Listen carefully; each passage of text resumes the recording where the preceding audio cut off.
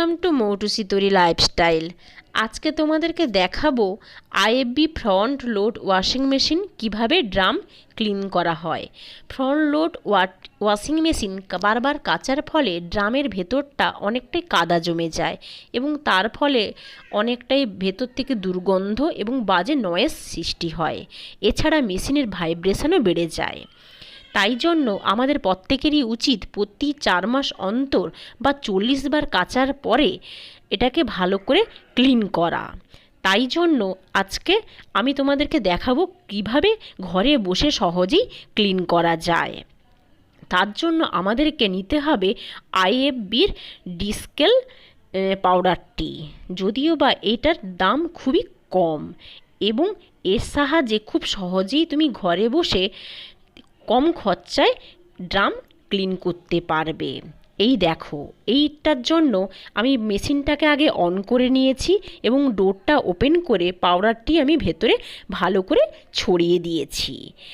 এরপরে আমি ডোরটা অফ করে দেব। তারপরে মেশিনটাকে আমাকে চালু করতে হবে। এই দেখো, ডোর আমি অফ করে দিলাম। তারপরে মেশিনটাকে অন করে আমাকে মেনু বাটনে 5 নম্বর অপশানে আসতে হবে, যেখানে তোমাদের লেখা আছে দেখো রিন্স এবং স্পিন টাপ ক্লিন বলে।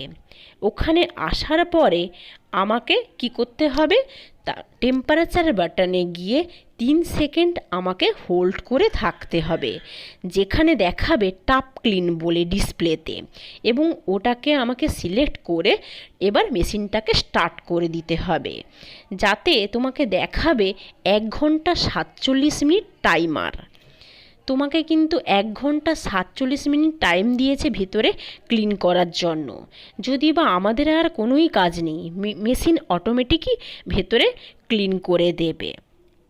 তোমরা দেখতে পেলে আমি মেশিনটাকে চালুও করে দিলাম।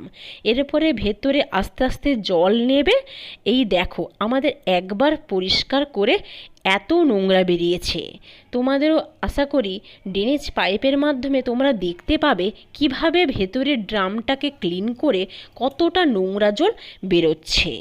তারপরে তোমাদের কিছুক্ষণ অপেক্ষাও করতে হবে, যাতে বারবার করে জল নেয় মেশিনটা এবং বারবার করে জলটা বারও করে দিচ্ছে।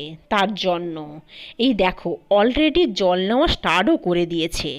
আজকের ভিডিওটা আশা করি তোমাদের খুব কাজে লাগবে।